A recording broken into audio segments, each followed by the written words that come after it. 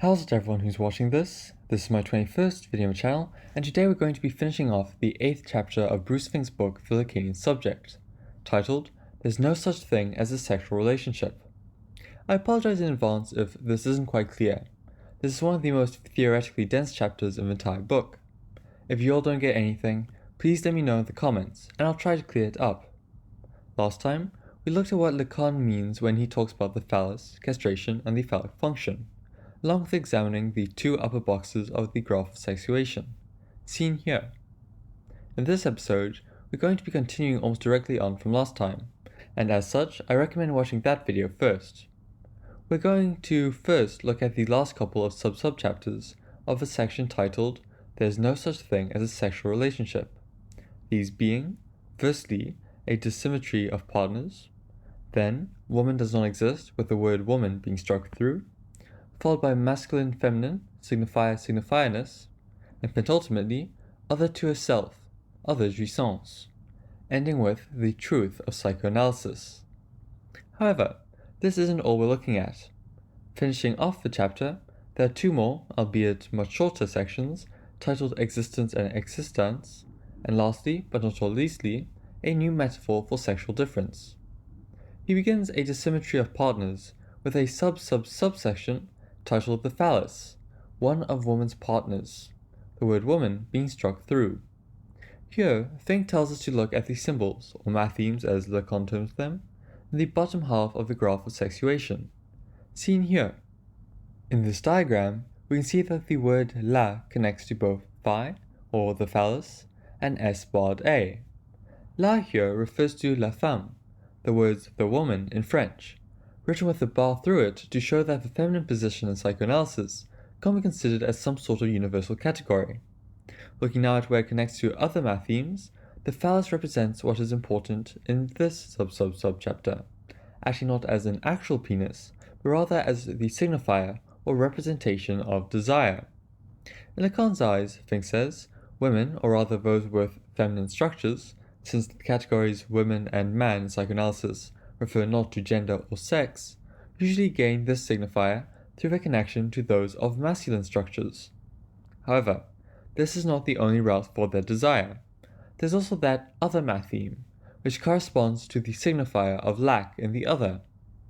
We're going to skip explaining this next sub-chapter, since I honestly don't trust myself to explain it correctly. However, what's important is that coupling with that other signifier, the signifier of lack in the other, allows for sublimation of the drives which organize desire, that is, the reconfiguration of their place beyond fantasy, under the asexual guise of the thing, or das Ding. What this entails is that the sexual nature of the drives is directed towards something else. Fink gives examples of religion, such as in the cases of a signifier's God and Jesus, and of music. Through this, the feminine subject is able to go beyond neurosis. Fink calls this path the path of love, as opposed to the masculine subject's path of desire. The difference between the two is that the masculine subject becomes their own cause, as paradoxical as it may seem, whereas the feminine subject goes a step further. This brings us to the next sub-chapter. Woman does not exist. When Lacan says this, he doesn't literally mean that women don't exist. Instead, as we just went over, there's no essence or signifier of woman as there is for men. For the latter, they are defined by the phallic function, by castration, so the phallus can be said to be their signifier. The closest equivalent for women is S barred A, their other partner. However, by its nature, as Fink says, it stands in for a signifier that is neither ready-made nor pret-a-porter, and represents the forging of a new master signifier, though not one to which a woman is subjected. Whereas the phallus as the master signifier acts as a limit for men, there's no such relationship between S barred A and women. The reason Lacan says there is no signifier of or for women is closely connected to the fact that society often defines them automatically by the men they adopt as partners, why anything else only through great difficulty. To quote from Fink again, the Western societal other never views such attempts, excluding men, very favourably, and thus the satisfaction which could be derived therefrom is often spoiled. However, as he goes on to explain, this doesn't mean that Lacan thinks an automatic or ready-made signifier for women will never exist. This entire situation is based on culture, not a necessary fact of the world. Additionally, despite what some critics seem to think, Lacan doesn't just see women as men with something missing. He doesn't ever imply that they don't have sexual identities of their own. To grasp this better, an understanding of what exactly forms a sexual identity according to Lacan is necessary. Essentially, there are two different components. The first is the identifications and images that make up the self, usually originating from an individual's parents, whereas the second is the masculine and feminine structures we've been discussing in this and last video. These two sides to sexual identities often come into conflict and correspond to the ego and the subject respectively. As Fink says, the very existence of sexuation on the level of a subject should dispel any mistaken ideas about women not being considered subjects in Lacanian psychoanalysis. Feminine structure, as we've been discussing, is feminine subjectivity. Ending the chapter, Fink does say that insofar as women form relationships with men, they are often treated as objects in their fantasy. In particular, they are treated as corresponding to objet pétia, the cause of desire, and insofar as they exist inside a masculine culture, they are often reduced to nothing more than an image that contains yet disguises said objet pétia, represented by this matheme. In this way, they may, in a sense, lose subjectivity in the everyday sense of the term. In other words, in the sense of being in control of one's own life, or of being an agent to be reckoned with, as Fink gives as examples. However, this no way implies a loss of subjectivity in the Lacanian sense of it. As Fink says, The very adoption of a position or stance with respect to an experience of jouissance involves and implies subjectivity. We now arrive at the next sub-chapter, masculine-feminine, signifierness.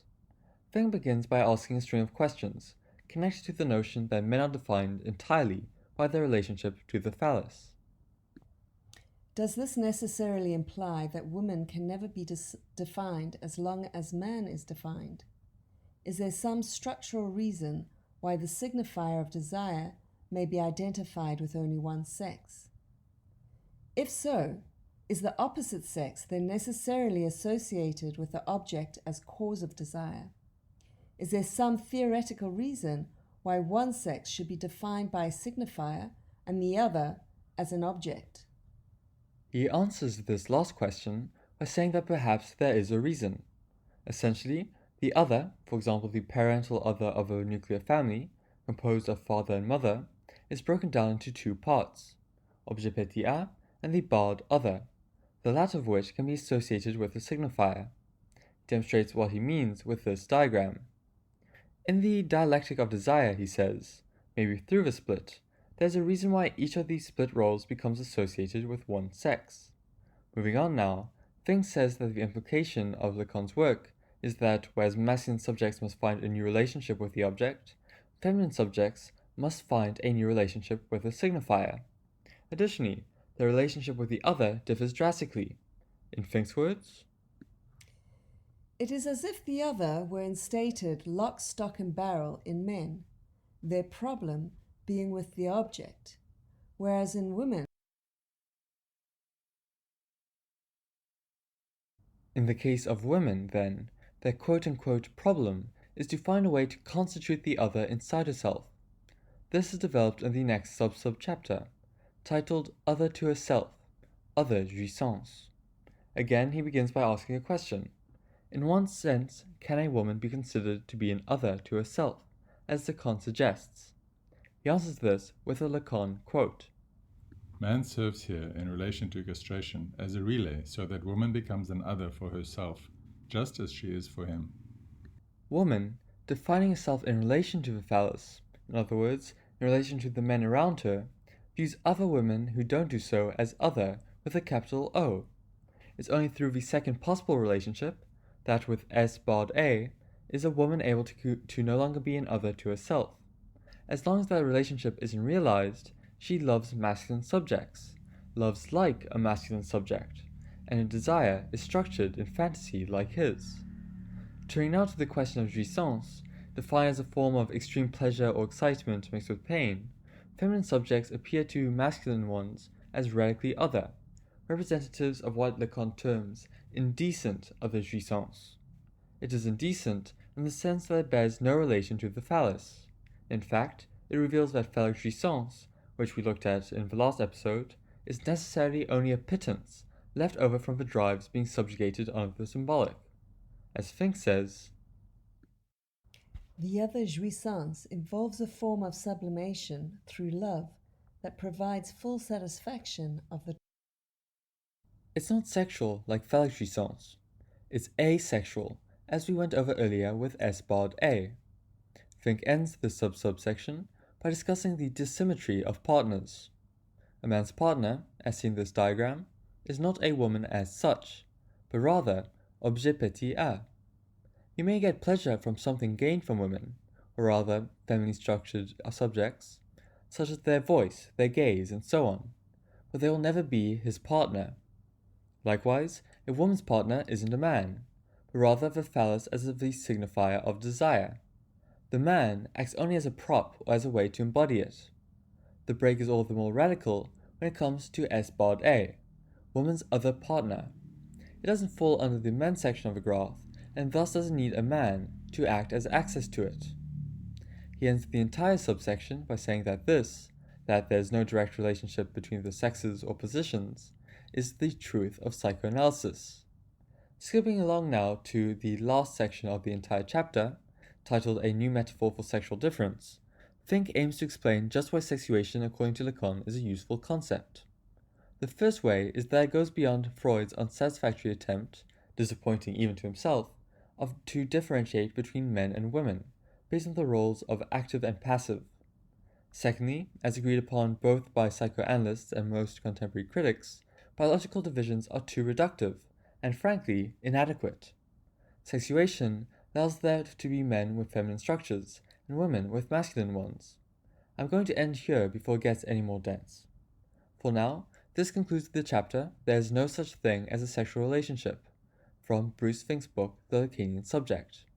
I know this was a bit of a denser video, but I truly hope you enjoyed or at least learned something. And if you feel I got anything wrong, or wasn't as clear as I could have been, please do feel free to let me know in the comments so I can do better. Next time, we'll be looking at Chapter 9, The Four Discourses. Until then, bye!